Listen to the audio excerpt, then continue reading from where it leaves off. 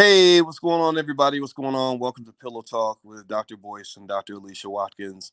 I'm Dr. Boyce Watkins, and this is my beautiful, beautiful wife, Dr. Alicia Watkins. How you doing today, babe? I'm doing great. What a treat. I get you on a Friday night all by myself. Yeah. I don't know what to do with myself. Well, that's okay. You can hang out with me. Yeah, I love hanging out with you. Yeah. I like hanging out with you too. You're awesome. You're awesome, and also everybody who's listening. You guys are awesome, and we really love talking to you. And today on Pillow Talk, we wanted to sort of jump in as scholars. Really, both of us, our backgrounds in academia, and we saw this thing that went down with Michael Eric Dyson. I don't know if you guys saw this. Let me know if you saw it. I shared the article earlier on social media. But how many of you knew that Michael Eric Dyson? First of all, how many of you know about Michael Eric Dyson? If you're familiar with his work, and what he does, and stuff like that. Give me a yes or no if you know who Michael Eric Dyson is, because I think that's a good place to start. Babe, Yes. what do you think about Dyson? You like his Okay, work? so I do know about Michael Eric Dyson. I'm not sure what university. Where is he at? He was at Georgetown, and now he's He, at Vanderbilt. okay, so he's bounced around. Is he bouncing around Um, from different well, universities? I would say bouncing around. I mean, he's been with Georgetown for a while. Okay, all right. Yeah. So Dyson, Okay, I don't know if you all saw, but Dyson was at Georgetown. I think he moved to Vanderbilt. And Vanderbilt. the article I read today, and I got to dig it up to really look at it because I sent it to you. You want me to pull it up? Yeah, you can pull it up. Yeah, where basically he's under investigation. Georgetown reveals that he's under investigation, and that raised my eyebrows. Not because I believe he's guilty of anything. I'm not here to say any of that, but it got my attention because it's ironic that right now Cornell West, his peer, he just had a big battle with Harvard. Mm-hmm. Mm-hmm. And I had my battle with Syracuse, and it's just kind of an interesting thing with these big white universities. They just kind of It's a chilly climate for Black professors at universities. Very chilly climate for us. it's terrible. Well, Hmm. it's crap. That's what it is. It's a Hmm. bunch of BS. These racist sons of anyway. It So is. so Dyson is under this investigation, and it has to do with a student claiming that he harassed her when she was at Georgetown, and I thought that was really interesting. So Mariama's asking, what was he investigated for? So what do you have the Oh, article? I, let me I grab can it. pull it up. I'm gonna pull it up You're too. gonna pull it up. You can pull it up, Well, and you pull it up then. well, how about we both pull it up, and then that way we Well, I can, started reading some of it. because I can't find your message. I'm trying to find. I got a bunch of crap in my. Here we go. Here it Okay. is. It's according to the Georgetown Voice. It says Georgetown. Oh, give me a yes or no, everybody in the chat, if you can hear me. Let me know if you can hear me because I'm on another screen. And it says Georgetown investigated Professor Michael Eric Dyson for student harassment allegations before his hire by Vanderbilt. Now, I don't think they mentioned if the investigation is still going. I guess if he's not faculty anymore, he wouldn't be investigating anymore, right? No, I think it's still, I think with the new Title IX, because I have to do those trainings every 6 months. I think with the new Title IX legislation that universities have recently incorporated into their own policy at the university, it doesn't even matter. You could be a visitor. You could come to campus and visit and mention something to someone about sexual harassment, and the university is responsible for that. So they're responsible for everything on the campus. Mm. That's what Joe Biden put that forth right at the tail end of his political career with Obama. Obama. Yeah, but Joe Biden was also. I think he was going around repeating a quote that said 1 out of every 4 college women is raped. That might be true. Yeah, but that's the thing. It's not true. It's not true. If you Really? search, yeah, if you Google search that, you will find that that's not true. There are researchers in the field who have been consistently saying that's not true. But Biden's repeating it because somebody on BuzzFeed said it using bad faulty data, and he just ran with it. He just ran with it, and there have been scholars. So he used that to I push his policy. right. I'd have to check that because, okay, let's just say, okay, let me just make one statement. Mhm. Sexual assault on college campuses are pretty, they're more than what you would Mhm. think there to be. So there's a lot of cover up with that with universities because they don't want to be associated with, oh, you send your daughter to this university, they're not going to be safe. So a lot of those stories do get covered up a lot. So Yeah, I yeah. just want to say that. Well, I don't Hmm. disagree. I agree with that. I mean, with all the alcohol flowing, stuff is going to happen. Especially those, well, it Those depends if you have a dry campus or not. Like, we don't have a dry campus. Well, with those drunken frat parties, I've never liked any of that. I just I feel like with Syracuse, I felt like they weren't doing enough to Hmm. stop these 18-year-olds from becoming alcoholics. I think that that's too much. But anyway, let me read about Okay. Dyson here. So that's cool. If you guys could hit the thumbs up button, please hit the thumbs up button. This is a segment we do called Pillow Talk, and we're literally laying against our pillows while we're talking. That's why we call it Pillow Talk. Yeah, we are. How We're in the logical is that? bed. Yes, we are right here in the bed, and we ain't gonna talk to y'all too long because there's other things you can do in the bed. Oh, Maybe boys. maybe you can Okay, read jog the my article. memory. Oh can, my can you gosh. remind me what else is a bed used for? I can't remember. Sleep. We can sleep. We can Sleep sleep. well. That's right. Yeah, that's what we'll be doing. Lots of sleep. All right, so I'm gonna sleep My your mom. brains out, girl. Now wait, my mama's listening to Oh this. no, Can't have no, her hear mama, that. no, mama. Your daughter's a virgin, mama. Your daughter's a Why are you virgin. gonna say that? All her kids can confirm that. That's right. So here's what okay, so I'm gonna read some of this to you. This is from the Georgetown Voice, and it says Michael Eric Dyson is the Georgetown investigated Professor Michael Eric Dyson for student harassment allegations before his hire by Vanderbilt. Georgetown conducted an investigation to Professor Michael Eric Dyson beginning in February 2020 in the pandemic. Isn't that interesting? Oh, Oh, okay. right before the pandemic started, so they were Hmm. still in class at that time. Okay, for allegations of harassment and repeated attempts to establish an off-campus relationship with a female student in one of his Georgetown classes, according to the student in emails obtained by The Voice. Georgetown's Institutional Diversity, Equity, and Affirmative Action Office, which IDEA, that's what it Yeah, IDEA. every university has their own Everybody's little trying to acronym these damn for the office that houses all of let, that stuff. let me just tell you, these universities are robbing people blind. Like, did you know that as they've been increasing the cost of tuition way well beyond the rate of inflation, like Hmm. insane, that the number of administrators per student has like skyrocketed. Yeah, I They know just hire all these why. damn administrators. Yeah, so it's a really top heavy. First of all, it doesn't trickle down to faculty salary. No, it I'll doesn't. say that much. But it does because students have such great need. So they're coming to universities, and there's a lot that they claim that they need, and they actually do have needs. Like, I know we have like a counseling department at my university, and it's at all universities. Like, they're filling up with people. Students are coming, they're anxious, they're worried, they don't have enough money. We put a lot of, as faculty, we put a lot of pressure on them to perform at a high level. And so they really do need extra services. Mm. So, I think it's a they. different, the college student now is just different how it was back in the day. Hmm. I think they. I mean, I think it's helpful. I'm not saying it's all a waste, but I think universities need to stop raising tuition so much. But that's Yeah. another But conversation. students are being coddled. Hmm. That's a whole nother topic though. The coddling of the college student, it just drives me crazy. We Yeah. coddle them. We really it's There's pressure on you not really to hold them to high standards because they just crumble. They're like snowflakes. Well, that's where America's failing. America. I got my butt kicked in school and I learned a lot Hmm. from it, but that ain't gonna fly now. Hey, y'all better start teaching your kids and your grandkids Chinese because the Chinese they don't play that stuff. They don't coddle their kids. They will control the future.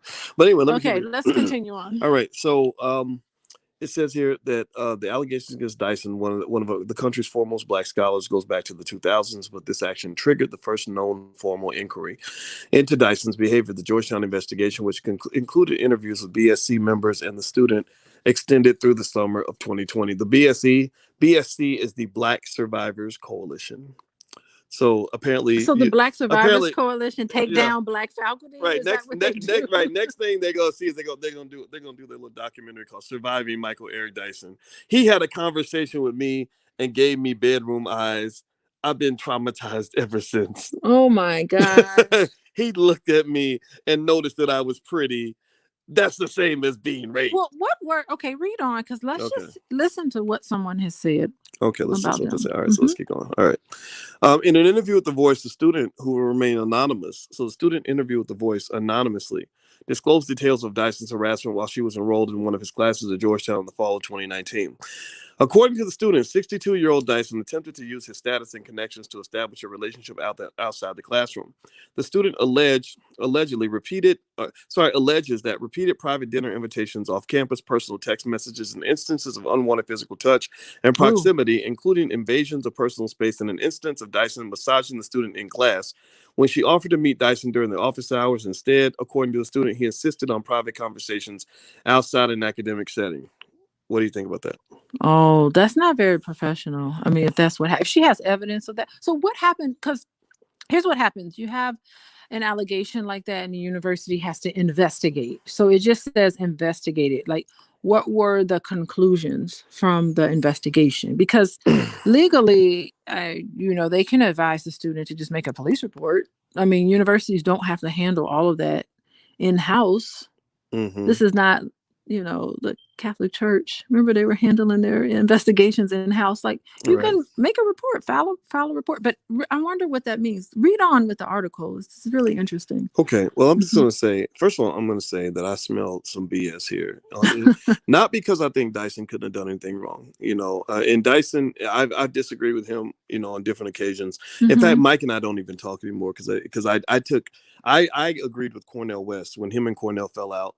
I was team Cornell more so, and I talked to both of them individually for extensive periods of time about the other one.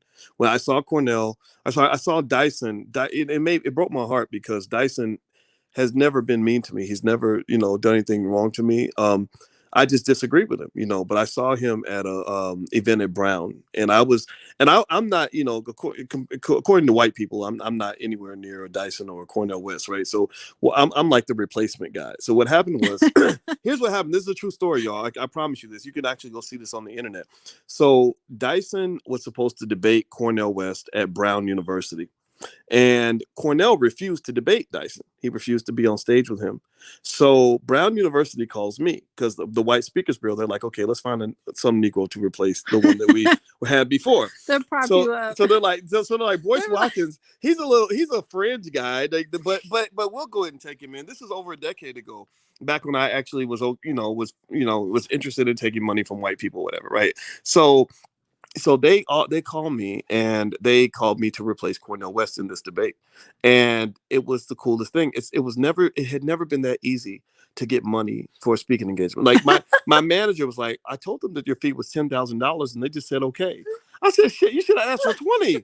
You should have asked for 20. Because I know, here's the thing. I know when Mike and those guys would go get these speeches, they would get 25, 30. Tavis Smiley was getting like crazy money. so they already had $20,000 in the budget. Yes, You should have. they probably would have went to 25. I bet I could have asked them for 25, and they would have been like, well, Yes. we only have 22. And I'd be like, damn, okay, I'll save you $3,000. See, I know how university budgets operate. They already got that approval, and they Yes. had to give money back Well, because these white people have money. That's why they need to be part of the team paying. They need to be team reparations. Yes. Like, Oh, yeah. these universities and corporations have insane amounts of money. And whenever I want everybody to know, like, whenever you see, like, when you see like Mark Lamar Hill kind of kissing up to white liberals, a lot of that is because those people have money.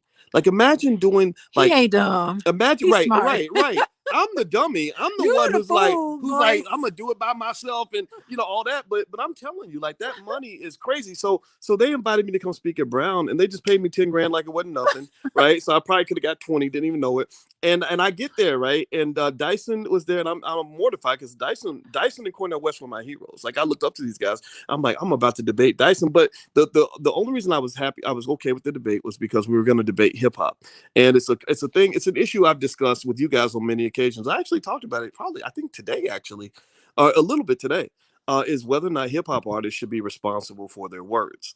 And Dyson, the trapping that comes, Everybody should be the trapping that responsible. right, Mhm. I agree. The trapping that comes with being in that celebrity space is that you become friends with all these celebrities, and you get that ego boost of being, buddies with Rick Ross and Jay-Z and all this other stuff. Dyson is trapped by that. I'm not, right? So my feeling is, I don't care how famous you are, you need to be responsible for what you're saying to these children, right? Whereas, So Cornell West couldn't do it, and you filled in for yes, Cornell West. So you debated, Michael Eric Dyson on hip hop. Yes, and Okay. the debate's on Brown. If people look it up at Brown University, if you It's look, still up there. No it's one still took up it there. If you down. look up Boyce Watkins, Michael Eric Dyson, Brown University, you can go watch the debate.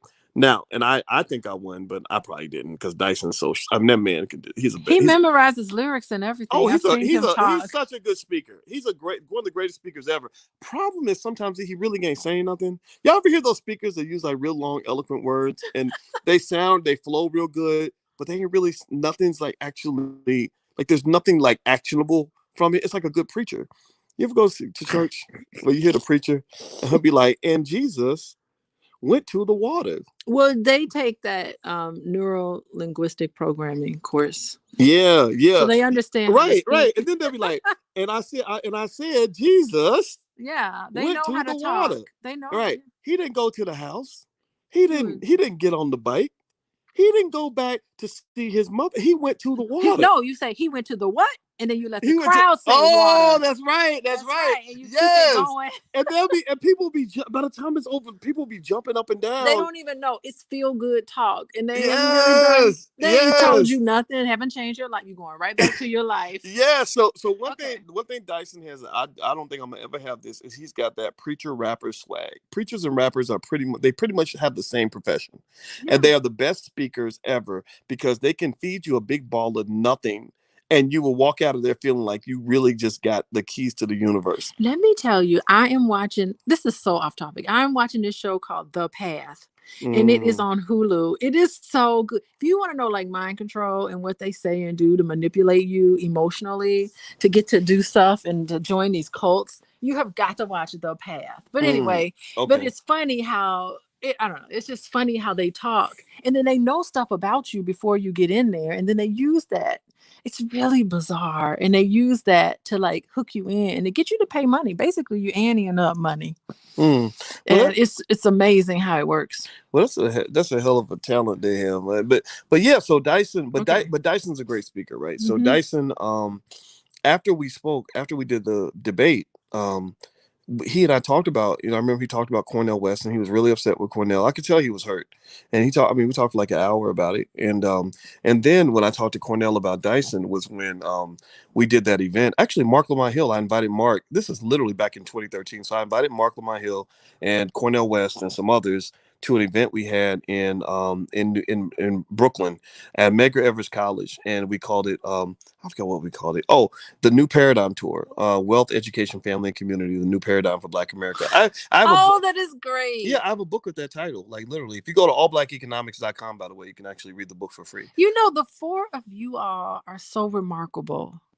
The four of you all, like, why can't y'all get along? This is the beef that needs to be squashed. Go ahead. There's no beef. Well, with Mark, there's kind of some beef. Mark's beefing with me. Mark does not like it, but then again, I probably don't make it easy. I mean, the four of you gentlemen, and I'm gonna call all four of y'all gentlemen. The four of you gentlemen would do such a great. I mean, just together, you're like a brilliant mind altering experience. Just the four of y'all together. Y'all powerhouse people. Well, I'll tell you, I'm always down with Cornel West. I love that guy so much, and I love Dyson too, and even Mark. I don't dislike him. It's the egos. Egos got involved. That's ego. what it is. It could be. The room's not big enough for four egos. Yeah, that's true. That's a good point. So anyway, so Cornel had I remember him talking a really long time about Dyson. Like me and him were talking. I spent like 5 hours with him, and we talked about everything. I mean, so many things. I wish I could share everything, but I can't. But I remember it's kind of seeing what was going on with that.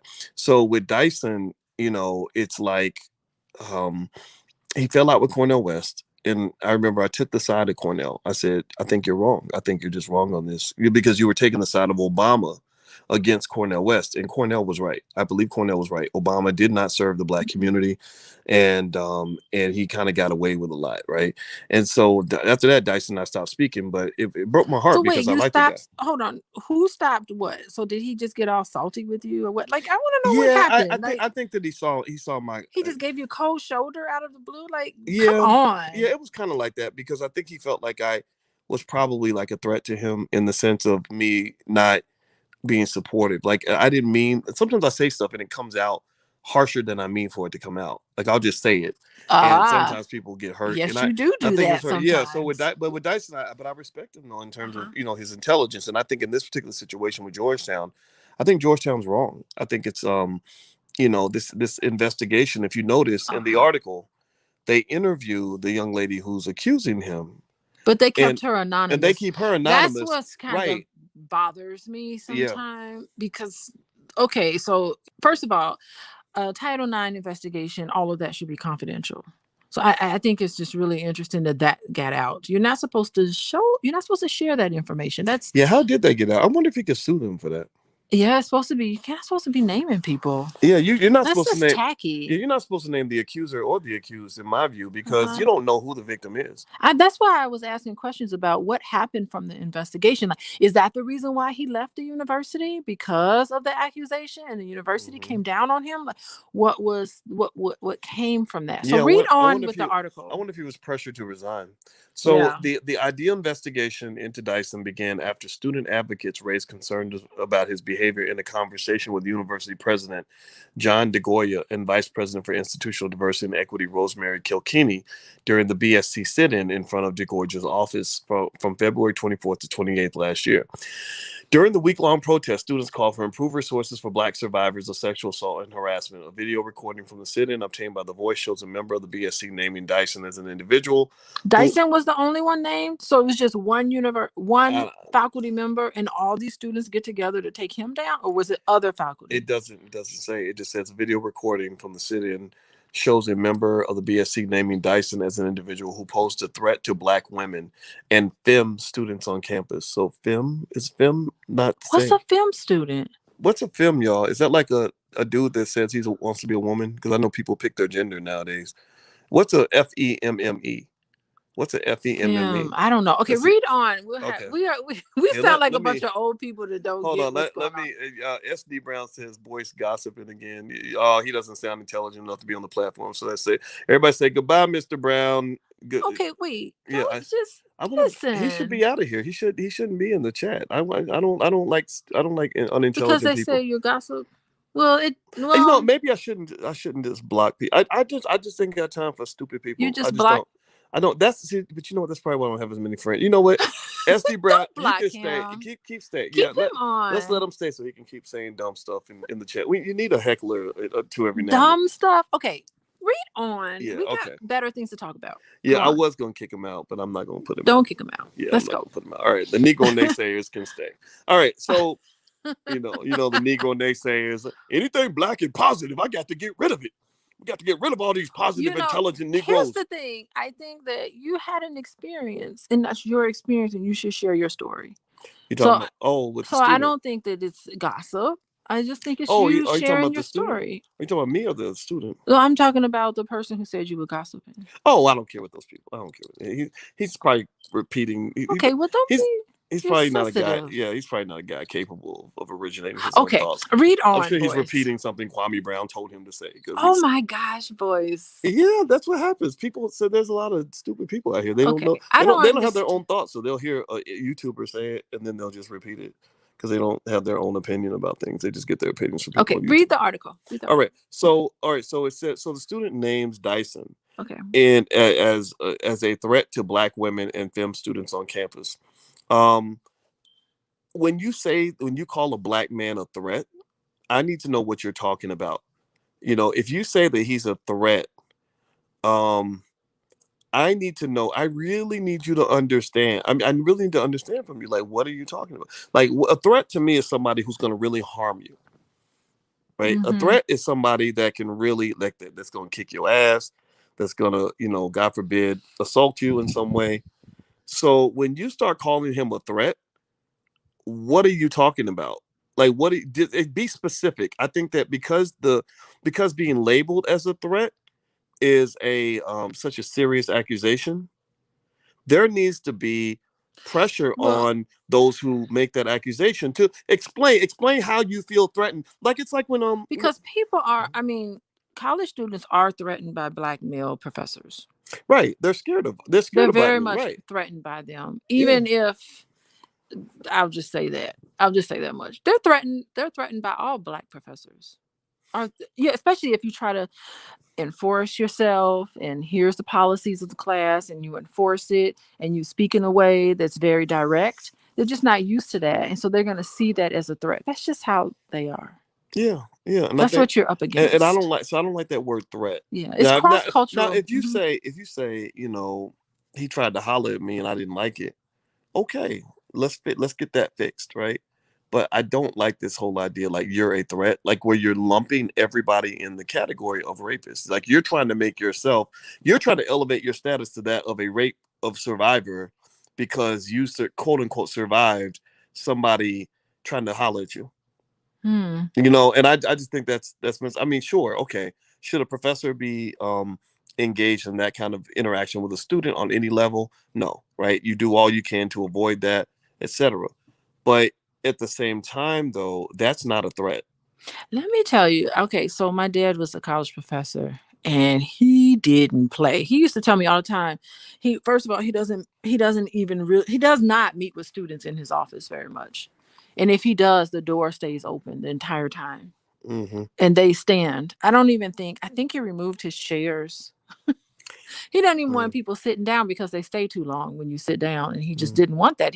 And then he said, like, of students, because his profession is a highly female dominated profession, so he was really cautious. He was just all, I think he may have been just paranoid anyway, but for a good reason probably.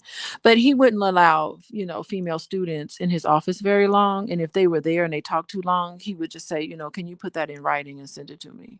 So he didn't Hmm. really, he told me he was just did not play that. So he just didn't want to get into that. Yeah, I mean, I Hmm. think, I mean, I don't even feel safe. And we talk about feeling threatened. I mean, if white people can walk around saying they feel threatened by every black man that walks by, well, guess what? I feel threatened by white females. Uh, White females scare me yeah, and, sometimes and and in general, because their tears and their words, I yeah, know firsthand, it goes a long way. right. Becky tears Becky have tears sent go a many long. have gotten many black men killed. So how many of y'all? Let's play a little game right now. Um, there's a white woman that wants to meet with us alone. How many of y'all feel threatened by that white woman? Ooh, what you gonna do? Suppose you Right. get an email. You're at a university, you get an email, and it's a white female student that wants to meet with you. It is Hmm. like sweat's gonna pour down your Yeah, I face. could be like, oh my God, What I is was it? traumatized. I was so threatened. You're like, oh Lord. I'm gonna report you, and I'm gonna have them investigate You you. know what? Actually, you might want to meet with them in a public place. I So know. maybe that's what Michael Eric Dyson was doing. Maybe he was saying, "Don't meet me in my office. Let's meet in a public. Let's meet in a public place so we can have witnesses." Well, let's not get carried away here. Well, I'm just You know trying that to part. turn it Let's around. keep it 100. You know what really, let's just be real. Let me tell you one time, I talked to a guy, OG professor. Now, when I went to Syracuse University and I was on the faculty there, my father gave me good advice. My father said, don't you have sex with nothing on that campus, not even your colleagues, not even women that you work with, let alone students. And I didn't. That was good I did advice. not, whatever. But there was one guy who was my age who did get caught up in an entanglement with a student. And what happened was they had a relationship. It ended, and 7 months later, she accused him of sexual misconduct. And so he had a mugshot. They put his mugshot on TV. He's like a rapist. He's a professor. I'm not gonna say his name because I don't even want to put that light on the poor guy. But Okay, little, so wait, so allegations. Here's the thing. What happened to due process? I Like don't what know. happened just because there's an allegation, there needs to be an investigation and they need to talk about at the beginning like why are we 3 paragraphs down from this article and I don't know the results of this investigation. Right. And why do we know Dyson's name and not her name? Yeah, why don't we know who she is? Yeah, Let us like know this. who. If Yeah, I was Michael Eric Dyson, I would plaster her name all over. I would go to this I newspaper. would put her face I up would sue this newspaper too. Like, what if you're not gonna or sue if her you're for gonna talking about you that like too, that. yeah. If you're gonna, That's yeah, slander. you know what? He probably started his career like 10, 15 years before she was born. Like think about this. She's probably 25 years old or less, and he's 62. So she could easily be almost as much as 40 years younger than him, which right there would be a little bit strange if he's trying to holler, but whatever. But still though, like you know, he done built this career. He's built this reputation all these years. It's a multi-million-dollar brand, and you're messing it up by accusing him of something, and you claim to have endured this irreparable harm and haven't proved anything. Like, was she a student of his? So that's the I thing. think she was a student. Yeah. Oh, you just don't want to. It's He, not I think it's just. Oh, he it, shouldn't have. it's not appropriate, but it's like saying, but to me You that shouldn't text a you know what? student You're or right. like that. I do A agree, but female student. let's not get in. If victim blaming is not good for women, then we shouldn't do that to men. Well, It, it's just saying we need to do something like I want to talk to my son when he goes to college and tell him, listen, don't put no women up in your dorm. right, but if he did and she falsely accused him, that doesn't mean he He deserved it. don't need to do that. Right, because think about that, right? Because when you tell him, you're like, you shouldn't have had those women around you, or you shouldn't have, or you tell Dyson, you shouldn't have even tried to holler at her, or you wouldn't be going through all this. I get that. I totally get that for sure. But at the same time, that's like telling a woman, if you didn't go to the party and pass out drunk, then nothing would have happened to you. Mm-hmm. Right. And and that's good advice. But at the same time, that doesn't nullify the fact that she was victimized. Or he was victimized. Or he or she, right? He or Whoever she the was victim is. victimized. Yeah. Right. Okay. So So let me keep going. All right. So it says, according to the anonymous student, right? Dyson's not anonymous, but that she is. bothers me. And Joey Brown, a member of the BSC, that black group that seems to hate Dyson. The conversation with administrators during the sit-in prompted Kilkenny to begin an investigation into Dyson in her role as IDAA liaison. The Georgetown investigation concluded in mid-September of 2020, but according to the student and BSC members, its results were not made public, as is consistent with IDAA policy. Oh, so the results were not made public. The university did not confirm the end of the investigation or release results in response to a Boyce inquiry. Oh, that is a bunch of crap. So that means that they So didn't find all anything. they can do is say there was an investigation, but Mhm. that's it. And they can name the person who was investigated against, but they can't name the other person. Right. And they cannot identify what happened because of the investigation. That is a bunch of BS that's if I have America. ever seen it. Well, that's That America. is that's America. bizarre. They will protect the white woman. How do I know? Okay, And it could have I been don't like the grade that you get. How do I know? And it could have been a black woman, right? So think about it. The accuser could be black. Dyson seems like he probably likes black. Well, black women are just more attractive anyway. So he probably it was probably a black We don't woman. know. But the thing is how well, okay, if I don't like something that you said, or if I don't like something that you've done, I can just make up something out of clear blue sky because the university has to investigate. They have to investigate. Like, they can't not investigate.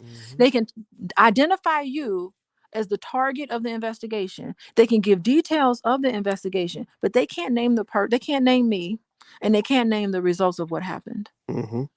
I think that is a bunch of malarkey. I hate that. Malarkey. That's malarkey. That's not a black person word. I want to curse, but I'm not going to curse. Why don't you say bullshit? I don't want to curse. But it is. It's just. Well, you know what it is. I'm gonna tell you the truth. What are we coming to? Remember back in what was it, '98, when we went to that Cornel West speech at the University of Chicago? We did meet Cornel West. We met him, and he talked to me for like 3 seconds. We were just like in the audience listening. Yeah. We loved him back then. So back then, that was my dream. My dream as a young scholar was I wanted to be like Cornel West and like Michael Eric Dyson. Right, I wanted to do what they do. Right, and because I remember seeing Dyson for the first time on BET, and he's like fast talking, and I'm super impressed, and I wanted to be like that. And then along the way, I realized that I don't want to be like either one of them. Not because I don't admire what they do, and not that I don't think they are great men who've done great things. I realized I didn't want to be like them because the world is not fair for a black man. The world is just not fair for black men. And I'm happy that Cornell was at Harvard, but look at what Harvard did to Cornell. Yeah, it's not a good. Those two men have just been beaten up by universities, right? And they're so dedicated to universities. Right. I don't get it. They have nowhere else to go. Where else you gonna go? Right. And Dyson was at Georgetown. Look at what Georgetown did to Dyson. So both of these guys, I mean, two of the most respected scholars in the country are being crapped on. And so. And I know I went through my battle with Syracuse, but what I learned from that was I learned that I needed to take a twist. I said, fuck these people. Yeah. Like, I'm not going to sit up under you and let you abuse me, have me falsely accused, stain my reputation. I said, if I'm going to go down, I'm going to go out fighting. And I went and I just walked away. And I said, I don't need your validation. I don't need, because it means nothing. It really means nothing. Impressing a bunch of wine and cheese eating, hoity toity ass, stuck up, snobbish racists should mean nothing to a black man. So I went and I took my PhD and did something else with it. Mm-hmm. And I felt that, and I tell you what, I've never been happier. I was 100 times more successful that way. I was able to still go out and do all the things I could have done in academia, except I've done it more. When I book a first class plane ticket, it's because my company paid for it. When I'm giving a speech somewhere around the world, it's because I set up that venue. I set up the whole business operation. I paid myself from that whole event. And that's very different from the model that we're given. The model we're given is that if you do a good job and if they like you, then they'll give you opportunities. It's And I so. think I think the black man has to create his own opportunities, because these people are they're terrible. They're terrible people. Yeah, it is awful people that's running these universities. And I love universities. Like I love college campuses. Like our yearly trip to Bloomington, Indiana, and we go in Indiana and we see the students and the faculty. Like it is such a great thing to be on a higher learning campus. Just a place where it's like smart. Even University of Chicago, when we visited there, Oh yeah. it's just such a cool place just to be. I mean, this is aside of the people, but it's just Mhm. the energy and the feeling that you get on college campuses. That's something that we Yes. always love. And it's terrible to get beaten up, so to speak, because it's like you just have such resentment towards the university. Almost like how my brother, he graduated from a Catholic high school and they treated him so bad he would not go to church. He can't go to, even to this day. If you Damn. mention going to church, he can't go because of the way the nuns and stuff treated him. They treated Mm, him really awfully bad. mm. And like he wouldn't go. He just can't go. And it's a place, in my mind, it's a place of comfort. But for him, it wasn't because he got treated so poorly, Yeah, yeah. so. I think it's just kind of, and we know Maurice Green, who has the Black Doctoral Network, and Mm-hmm, all mm-hmm, the PhDs and stuff in that group. And I really just think that a lot of black scholars get abused in academia because because they lock you in a box. They only give you one specific tiny little skill that's only applicable and tradable in one particular space. And what that's like giving somebody $1 million worth of a cryptocurrency that can only be used within one network. Like if I give mm-hmm. you $1 million worth of Cardano coins and I say you can't trade them for dollars, you can only use them in the Cardano network. Well, what happens if the network boots you out? You go from being rich to poor. You have nothing. And that's what happens. We get these skills that are not transferable in our mind anyway. They're not transferable to other spaces. And what I realized was, I said, wait a minute, I went through this hell to get this PhD. I'm damn smart. I'm damn good at what I do. I know Mhm, finance and mhm, investing like nobody's business. mhm. There's a million ways for me to go out here and get this bread and succeed. I ain't got to worry about what y'all people think.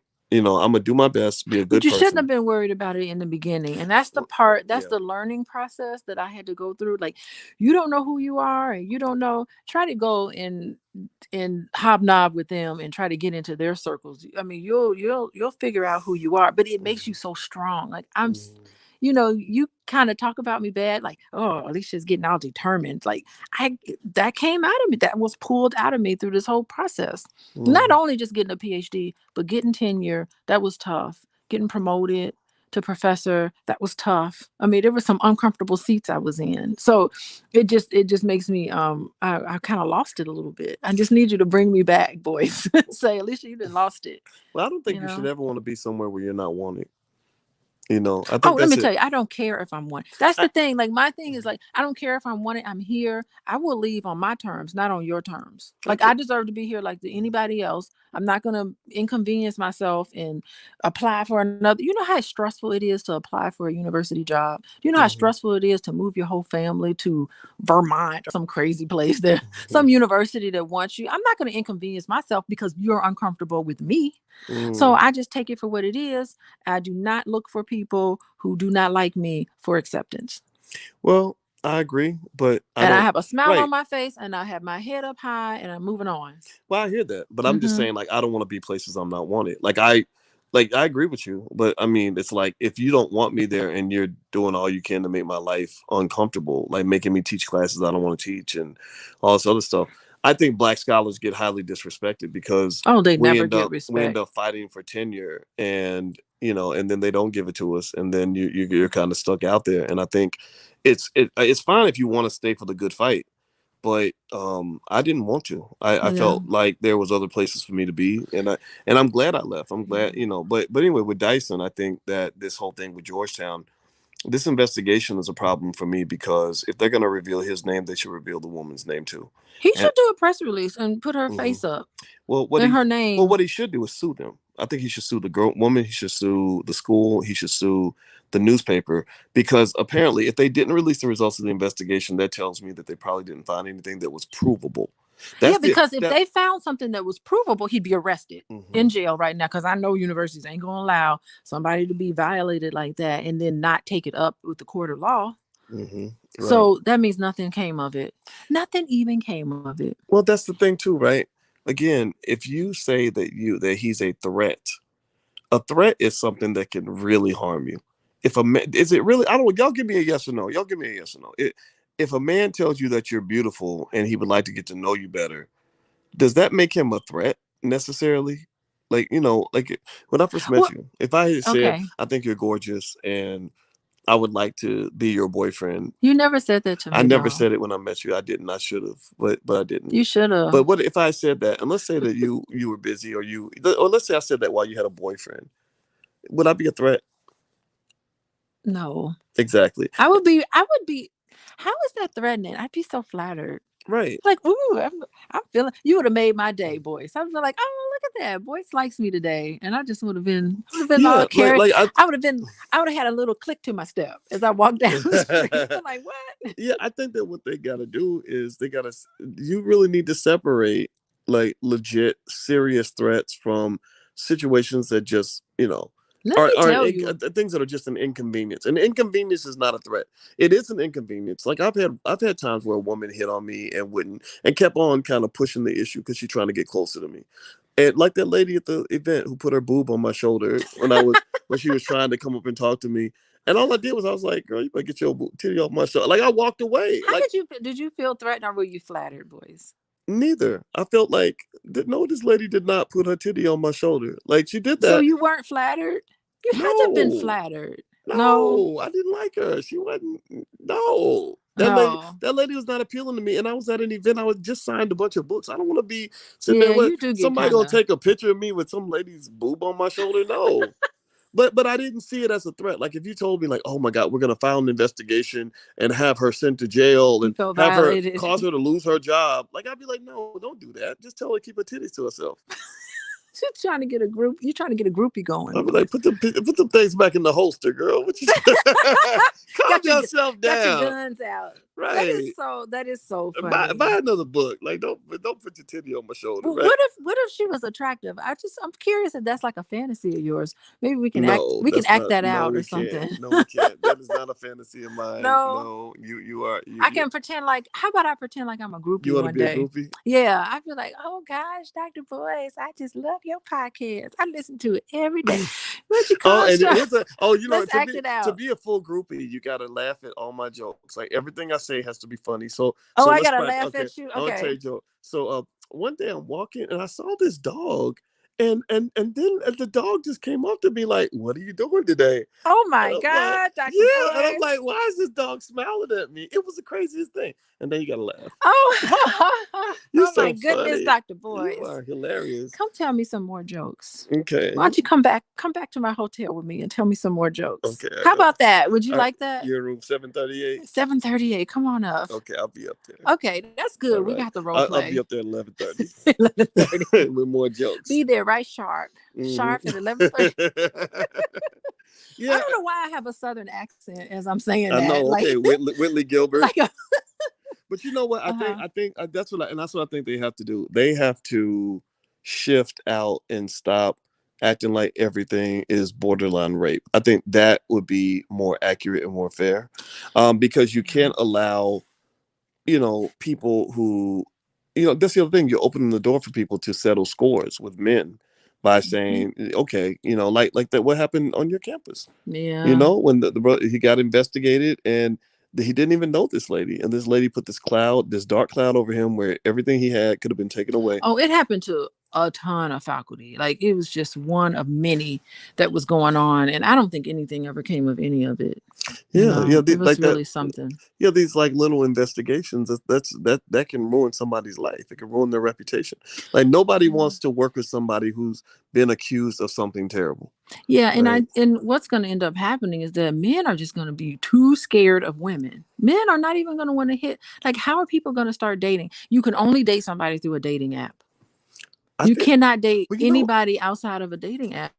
yeah, You're too scared to say something to someone, then they can go around and make an accusation, and all these things can happen to you. I think that what they're trying to do is they're trying to. I think it's part of the feminist gender war that I've seen, where it's a power thing. They're trying to give women all the power that men all have always had. Like one of the things they talk about with harassment is the power dynamic. The men, if your boss hits on you, it's not you're the victim automatically because he has more power than you. Some people seem to believe that, and it seems to me like they're shifting that power back. Where now it's like Hmm. if you choose to have dinner with a woman and it's private, it's just you and her, if she goes out and accuses you of something, it's going to be her word over yours. Yeah, and this abuse of power, I think, is the problem because these things really happen in workplaces where it's really problematic. Like the real cases of sexual assault, the real cases of rape, the real cases Mm-hmm. of these, these people who really abuse their power. Real cases of that is going to be just overshadowed by all of this frivolous stuff that's Mm-hmm. happening. And Becky that's the Sears. part that I don't like because rape is real. Like it happens all the time, probably Yeah. happening right now, unfortunately, on Yeah. a Friday night. Yeah. And those people are scared to come forth because you have all of these, trumped up cases that they get a lot of That publicity. killed the credibility. It kills the Yeah. credibility. So it's really terrible. I'm gonna read DDS's comment. Hmm. DDS is I don't know the brother's name. I don't know if you. It might not even be a brother. It might be a woman. But DDS, say if you want to put your first name in, because I gotta say give a public thank you to DDS. What did he DDS is say? DDS comes into all the podcasts Hmm. and does a great job of moderating. And when I see that person's You say you don't know DDS. I He's don't your I don't know I moderator. You don't know don't even DDS. know. Yeah, I don't know DDS's name. So feel free to give me your first name so I'll know it. But Hmm. when I see DDS, I feel a sense of comfort because Is it, he handling it he handles his in the business. chat? Yeah, yeah, he shuts it down. I mean, he puts up the little links and URLs and then and of course there's Duel obviously. So anyway, let Oh, me you gotta love Duel. yeah, oh yeah. Let me read DDS's comment. He Hmm. says, DDS says the word threat should not be used that loosely. It's a word that carries serious consequences in legal terms. The proper term in this context is offensive. I agree with that. What do you think? Wait, I wasn't listening. I was reading the chat. I'm Oh, sorry. well, so pay attention, lady. Okay, I'm sorry. Not paying The attention. I'm proper not word, working. he said, the proper word is Oh, a not threat. threat. It is offensive. Like you were offended. And offended, right? And you shouldn't Mm-hmm. have the right to cause somebody to lose their job because you were offended. You shouldn't cause somebody to be under investigation for a year because you were offended. You should not have the right to send somebody to jail because you were offended. Mm-hmm. Mm-hmm. And I think that's where I hope we can agree. I don't know. Do you guys agree? What do you all think about that? Maybe that should be the new rule, right? If being offended does not mean you were threatened. It just means you were a little annoyed. But don't be offensive. Like, don't be an ass. Like, if I mean, it's a simple rule I would say for guys is like, if a woman doesn't like you, don't keep trying to talk to her. Like, and that's the thing. I learned that as a kid. Like, I never understood those guys who would just keep trying and trying and trying and trying and trying. And then I learned, I didn't learn till I became an adult that some women expect that. Some women expect you to try three, four, five times and then they let the guard down. And I was always very straightforward. I'd be like, "Would you like to go out with me?" And if you say no, I'm gonna be like, "Okay, no problem." I would take women for their word, you know. And I didn't know that there was this game some people play where she's supposed to reject you five times. Did I ever tell you about one time there was this lady that I liked? She was I'm sorry, babe, but she was a smart lady. Like I've always liked smart black women, so she was a smart black lady. She's actually a professor somewhere now, and I I said to her a long time ago, I said, hey, why don't we date? Why don't we have a relationship? And she said, no, I don't think it would be a good idea. And I was like, oh, okay, no problem. And then her friend calls me. Her friend goes, why don't you try to talk to so and so? Mm-hmm. And I said, well, I asked her, and she said she wasn't interested. And she said, no, she was interested. She was just trying to see if you were serious. And I, She and playing games. yeah, and I was like, well, if she was interested, she would have told me. Like where I come from, women tell you. Was she giving you clues? Was she like, I don't no, know how to read I'm clues. interested? You know what? The most dangerous thing Did she for have to put her boobs on le- your chest no, or, she didn't. or her on her She did arms so not put that you would titties know? on my shoulder. But no, seriously though, like where I Uh-huh. come from, women that tell you what they want. Like Oh, really? they just they're direct. They're not gonna play a game with you like that. Because the problem is with men, especially in the Me Too era, if you get the signals crossed, that can your ass could be you could lose your job over that. Like you're thinking, oh yeah, she must really like me. She's laughing at my jokes. She's talking to me for hours, and we're really vibing. And then next thing you know, you're like, okay, she's waiting on me to make the move. I'm gonna go ahead and make the move, Make right? her So you're move. trying to be a man, you're trying to be chivalrous, and then you make the move, and then she's like, no, I just wanted to talk to you about, I just wanted to talk to you about Old English Oh, that's literature for so 5 hours. embarrassing. It's like Yeah, egg on yeah, your yeah, yeah. face. So it's like, I'm sorry, in this environment, women have to be straight up and direct. Y'all can't. No, I'm sorry, you can't because men it's too risky for a man to make a move without knowing for sure that you're interested. Can't play no games now. Yeah, because there's a thin line Mm-hmm. between doing something that a woman will find desirable versus being a creep. Like you try to kiss a Mm. woman who ain't planning on kissing you, you become a creep. You right in there with the rapist and the. It's Well, oh embarrassing. my god! Oh my god! Yeah, yeah, yeah. So I wouldn't. No, you gonna have to tell me. You got to spell it out. It's tough for you, men. Like, what are y'all gonna do? Like, how would I don't understand. Like, it's got to be tough for men in the dating scene right It's now. almost to the point where men might have to, especially men that really got something to lose. I don't think it's out of the question to get some documentation. Like, okay, Ah, we supposed to be doing the thing. Like, send me a text message saying, "Will you have sex with me today?" And even then, that still won't be enough. But at least that'll be something yeah, that. because you can change your mind at any point. Right, right, right. And then the other thing too is I would say to men, get to know her. Like, don't just get with a woman that you just met. Because Oh, you're taking the fun out of it. So there's no one night stands and all of that. All of that no, has to no, go. no, because crazy people can hold it in for a while. They know how to hide their crazy. They can hold it crazy in. Some crazy people you For a got. couple of hours, they can hold it Yeah, a in. lot of Yeah. crazy people are like dormant. Before it pops. Yeah, they're like these dormant, like Godzilla types. You know how Godzilla stays underground? He's real cool and chill, and then you wake him up and he's like, "Ah!" right, destroying everything. Or Like the some Hulk. crazy people can be dormant crazy. Like you got to trigger their crazy, so you got to get to know her for a while, and just see her in different situations, and then when make sure her crazy doesn't get triggered, and then after about 2-3 months of getting to know her, then maybe you make a move. And I know that sounds old fashioned. A lot of people don't. That's not very popular, but that's what I used to do when I was single. I wouldn't go. I wouldn't run it up on some lady I just met.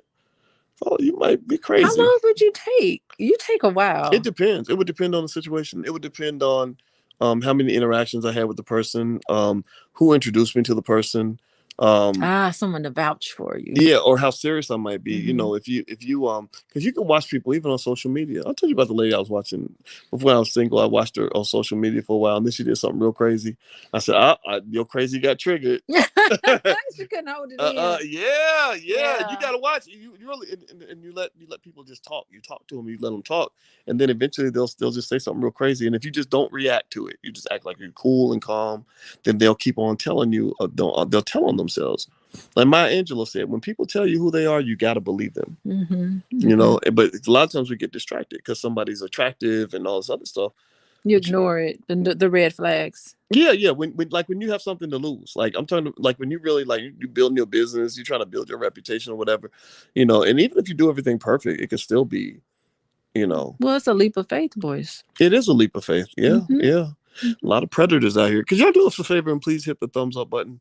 And Exposer says Dr. Boyce and Dr. Alicia are like a B1 table talk. Ah, like the red table talk. Yeah, we got pillow talk. Pillow I talk, think we're yeah. onto something. Do we have a red pillow talk? Yeah, like pillow talk. We Like should just bite off of Will and Jada. Let's we just really do should. exactly what they do. The red pillow Red talk. pillow talk. A pillow's more interesting than a table anyway. Yeah. Yeah. So you guys like this, huh? So you think we should keep doing this? All right. So by the way, Alicia's website, and you can follow her on Instagram, is Coaching with Dr. Alicia. It's right there on the screen. So if you could follow her, and if you could please hit the thumbs up button wherever you are, we'd appreciate that. So let me read a little bit more about the Dyson thing because we were talking about that earlier. We should get back to that, and then we can go to bed. The student added that she met with Kilkenny around this time. Okay, a May 26th email obtained by the Voice from Kilkenny to the student confirmed that an official investigation had begun with two members of the IDEA office looking into student accounts of Dyson's behavior. Under IDEA confidentiality procedures, Dyson was not mentioned by name in that email, but previous messages in the same chain mentioned him explicitly in connection with meetings about incidents of harassment toward the student. On May 27th, the student received an email from Title IX and civil rights investigator Sarah Honori to schedule a meeting with Honori and Bisi Okabadejo, Associate Vice President of IDEA, to discuss relevant information to the investigation. The Georgetown student is not the first individual to bring forward allegations against Dyson. Crystal Fleming, a professor at Stony Brook University who helped organize a conference with Dyson while in graduate school, has also made public allegations against Dyson for similar harassing behaviors while he was a professor at the University of Pennsylvania. Fleming and Dyson did not collaborate on the conference. Fleming organized the conference as a graduate student for which Dyson was asked to speak, which is what spurred their interaction. Fleming initially shared her experiences in a 2017 Twitter thread about an unnamed professor at the height of the Me Too movement. Of the professor's influence and harassment, she wrote, "It was such a confusing mix of emotions for a naive 20-something grad student. Initially flattery from garnering the interest of a star, combined with disappointment and disgust at realizing I was being sexually objectified rather than being treated as an intellectual peer." So I'm curious. So here's the thing. I want to focus on her last sentence. I'm going to ask you a question. She said, I was, she said, obviously she was upset because she feels that she was being objectified rather than being seen as an intellectual peer. Mm-hmm. Mm-hmm. So does that mean that in order to be seen as an intellectual peer, that a person can't also find you attractive? Because you're my intellectual peer. You're a full professor of social work. I fully respect that. I love your brain, and I also love your booty. So does that make me a bad person that I notice your brain and your body? Do I have to pretend like I only notice one and not the other? Must it be one or the other? Can it just be both and? Maybe I think that intelligent Black women with curves are incredibly sexy. Why does it have to be one or the other? The thing is that I think this is a professional setting. So this is a place where he needs to comment on her brain instead of her booty. Yeah, well, that's true. That's true. So he probably should have kept it as professional as possible. I don't know. This new university, where's Vanderbilt he's going to, they got a problem on their hands. What they gonna do now? What are they gonna do with him? So I mean, he's just gotta stop hitting on women like this. Well, I think the big challenge, the big issue that he's just like a horny professor that wants to get with. Let's not say that. We don't know that for sure, right? We don't know anything about Dyson. Well, he's a man who's a professor. Well, right? You know what it is. I think the thing that probably gets him he's just throwing darts in the dark and hoping somebody. He's probably hitting on 10 women. He got 9 of them, and then the one that got away is the one that's reporting. He's just like going. So the other 9 ain't reporting nothing. The other 9, he didn't bag them all. Oh, so you never the know. 10th one got away. So the 10th one, he's like, good grief. Well, you know what? Here's the key thing, though, that I think leads a lot of. There's 2 reasons why a lot of people have very little patience with Dyson on this. Is one, Bugsy Brooks asked that really crucial question. Isn't Dyson married? And yes, he is married. He is married? Yes. You're kidding me. Yes. Yeah, he's married to Marcia Dyson, who actually is my Facebook friend. And she's a professor, I think. Facebook friend? Are we on Facebook? Yeah. If she's listening, she probably could be listening to this. She could be. She seems like a nice lady. She's very smart. Marcia. Yeah. Get your man together. Yeah, so that's one issue. Now here's the other issue that I saw where people were responding to this when I mentioned it on social media. Yeah. Dyson was very, very, very critical of Bill Cosby. Like because Dyson mentored Mark Lamont Hill. And you remember Mark really believes, I guess because his gut tells him, in his womb he's feeling that Cosby's guilty. And he thinks that because he feels that in his soul, in his heart, that must make it true. And Mark got really furious when I said, what you feel, what you think happened is not the same as having evidence, right? And in the court of law, and guilty and innocent until proven guilty. You can't send a man to prison because you believe he's guilty. You send him to prison because you got evidence, and you have no evidence, and that's why you're upset, right? So remember that Dyson was really critical of Cosby a few years ago. Wrote a whole book about Cosby.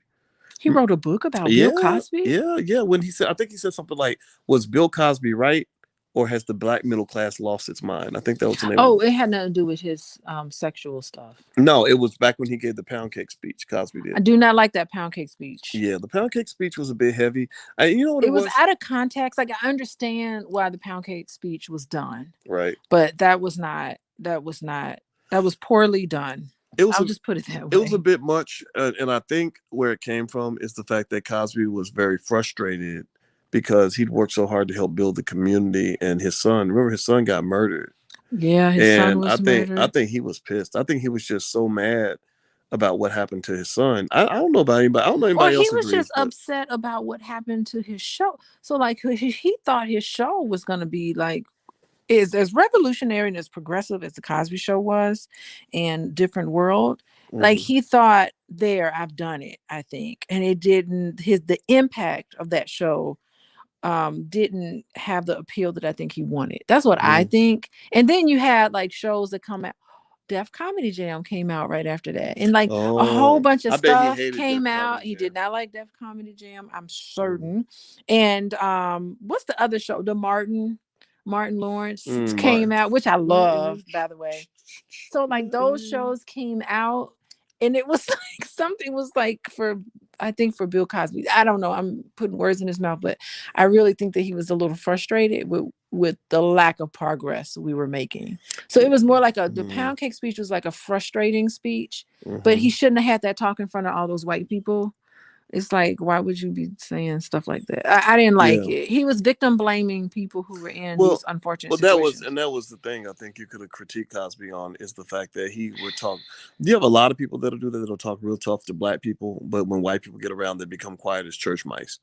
They let white people off the hook, and I think that there are things Cosby said in that speech that Louis Farrakhan could have easily said. He could have said the exact same thing, but Farrakhan has more credibility because Farrakhan ain't scared of white people. He'll say the Mm-hmm. same thing whether you white, black, or anything, and that's really what it is. It's not to say black people don't need to be, asked to shape up. Some of our people out here acting a goddamn fool. We know that.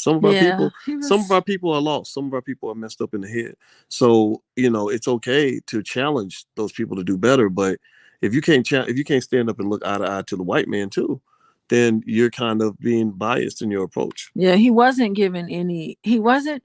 He was blaming black people, but it was in a way where they were like, things were happening to them. That some of it, let's tease some of it out. Some of the issues that you're going through is you, but some of the issues you're going through is structural, and he Mm. never addressed the structural issues in Hmm. that Yeah, pound cake right. speech, which she should have been. Hmm. And that's where I got off the bus with Bill Well, for Cosby. Cosby, you also got to remember, I think Cosby was born, probably about 1930 something, 1940.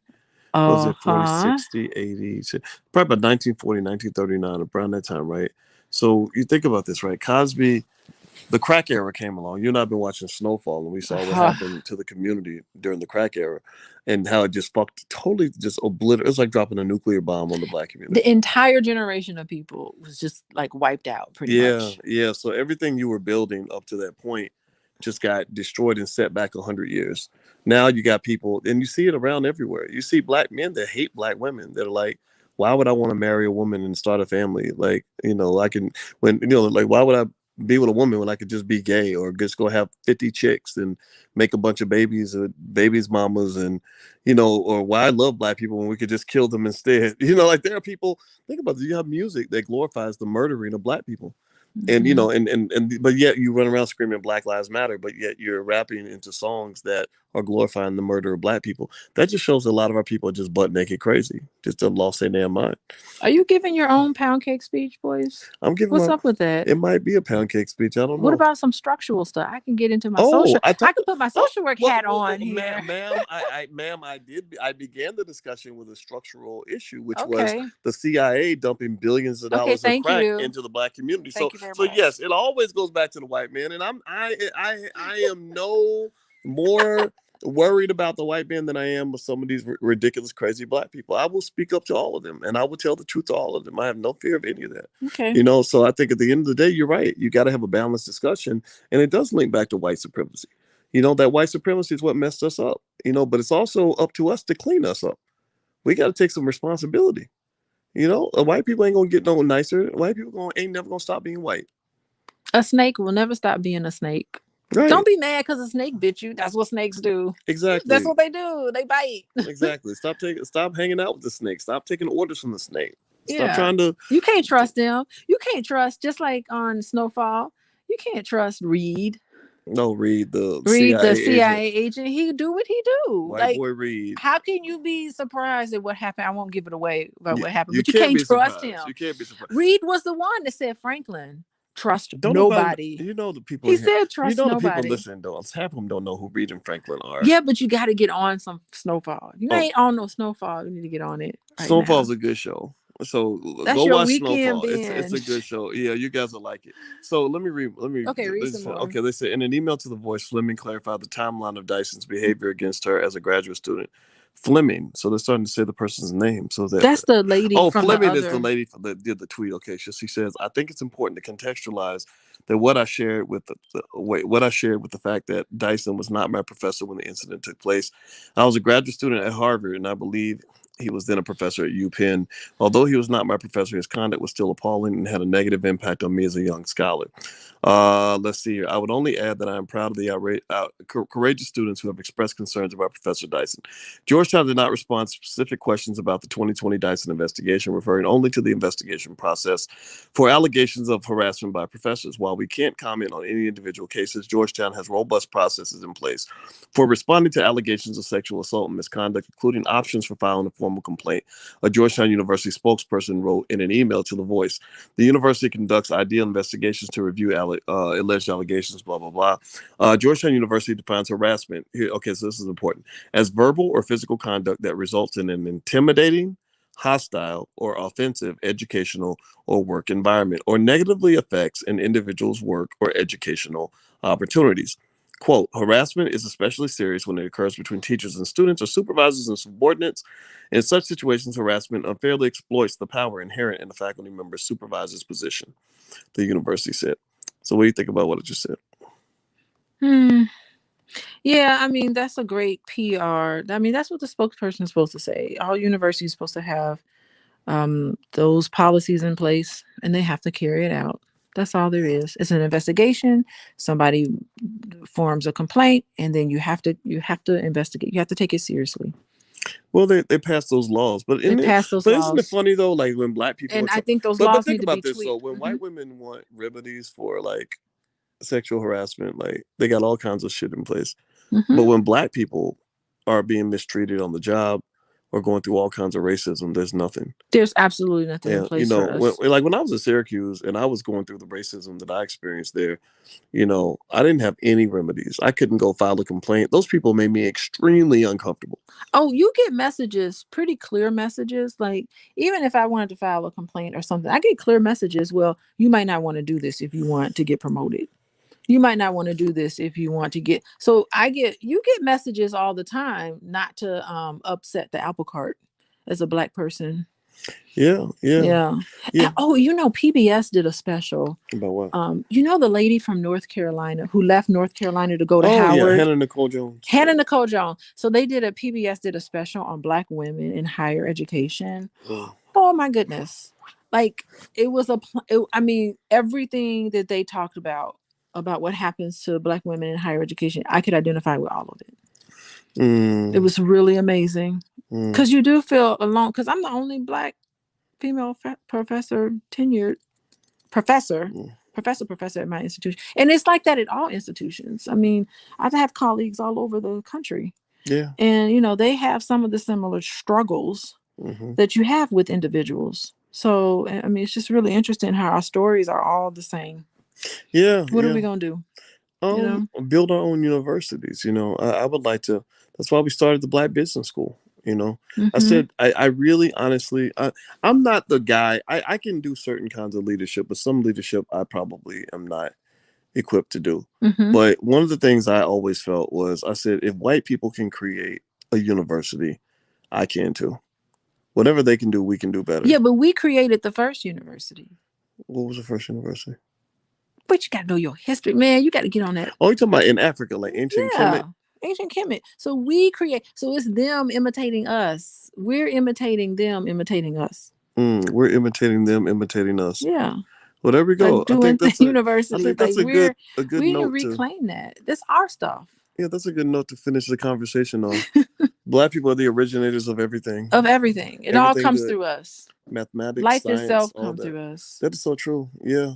So it's our stuff. I'm gonna tell you, when we started working on the Black Business School and all the stuff we do over there, and 95% of our students have never paid us more than $500. You compare that to students that go to these racist universities and they end up $200,000 in debt. We have black millionaires, real estate professionals, estate planning attorneys, PhDs, all the stuff that you see at a lot of white universities, except better, because these are people that actually know what they're doing in terms of having practice in the field. And not that universities don't have people that know what they're doing, but these are people that are really out there having to prove themselves. And we're more effective. We're better at it. We're better at educating Black people than pretty much every school out here, including HBCUs, because we teach them based on powernomics. And they walk away saying, my life is better. I feel freer. I have more wealth. I have generational legacy. I have power. Let me just tell you this little thing. I'm going to brag. Is that okay? Yes, go ahead and brag. There was a group that I did a thing with today. I want to say it's Black Male Ventures or Black Men Ventures or something like that. And they had a pitch competition tonight, and I was one of the judges. And you had all these brothers pitching their businesses. And the pitches were extraordinary. Were they good? Yeah, the brothers' ages ranged, I think, from about maybe 22 to maybe 45. And all these Black men gave their business pitches, and these ideas were off the hook. And they did extraordinary pitches. And I told them, I said, if these guys get funding, if we can fund these businesses, you're talking about sending our own rocket ships to the moon. Like somebody in this room, some of these guys are going to be multimillionaires, and one of them might even be a billionaire. Wow. That's where our leadership is going to come from, and that's what we have to support. So that's what I'm an advocate for. If you want to pay me my reparations, don't give me no Black Lives Matter flag on the wall. Don't come tell me that you like me. Don't hold my hand and sing "We Shall Overcome." Don't invite me to your Martin Luther King Day dinner. Don't give me a Juneteenth holiday. I was gonna say. You know what I want? Give these business owners access to the capital they need, millions of capital for each of them, so they can go build the businesses that are going to employ Black people, so that or like our foundation, how we want to support Black-owned schools. We need our own stuff, and we've done that. We've given money to several. We're going to give $20,000 to Black Achievers, you and I. We gave money to down in Georgia to King Randall School, of the X School for Boys. We gave money to Freedom Home Academy International. And there's another one in there. I can't remember what it is, but we've been putting them, So I think that's what you got to do. You got to build the future. Stop building futures for white people. Seriously, when our best and brightest are going to work for white people, that's what you're doing. You're building a future for white people. And then your community ain't got nothing. What kind of sense does that make? That's sucker sense. That's a sucker move. I'm sorry. I'm tired of being a sucker. Tired of being a sucker. I'm not going to be no sucker. I love you. I'm a sucker for you, baby. Give me a kiss. Aw. All right, Black people. We're about to get on out of here. I hope you guys enjoyed the conversation. My Instagram is The Real Boyce Watkins, and Alicia's Instagram is Coaching with Dr. Alicia. And this is her website. She does couples counseling and all kinds of stuff. So feel free to take a look. I'm going to put her URL on the screen so you guys can see it. And so you can show respect to what Alicia does. And she's very good at what she does. I'm doing it. Yeah. These conversations. So much joy in what I do. Yeah. This is called this is what we call pillow talk with Dr. Boyce and Dr. Alicia, because we literally are laying our heads on pillows and talking, and we figured that it would be fun to engage, I think it's pretty cool. Like you're a very smart lady, and I like talking to you, and I think we believe in love, we believe in education, we believe in progress, we believe in blackness, we believe in greatness, black excellence, and that's what the world needs. So, Okay, let's all be a right, beacon of that voice. right on. Oh, Hmm. that's my uncle Jerry Watkins Sr. There he is. What's up, Uncle Hey, Jerry? Uncle Jerry. How you doing? It's my daddy's brother. Yeah, he's a great man. He's a veteran. Thank you. By the way, shout out to the veterans in the Is he a room. combat veteran? Did he Thank you for actually your go? service. He went to Nam. Yeah, I think He he went did. to Nam. Yeah, Okay. Uncle Jerry. I think he did 2 tours in Nam, right? Yeah, yeah. So thanks to the veterans for the service. That's not easy. Mm-mm. We don't respect the veterans like we should. And that's a damn shame if you ask me. So anyway, you guys have a great night, and please hit the thumbs up button and subscribe if you would like to. And don't forget, we have the Black Love channel, which is a YouTube channel we have where we kind of do a lot of our stuff over there. So feel free to subscribe to the blacklovechannel.com. I will put it on the screen, but I can't find it. So there it is. It's right there. So have a good night, everybody. We will see you soon. Take care. Okay. Bye bye.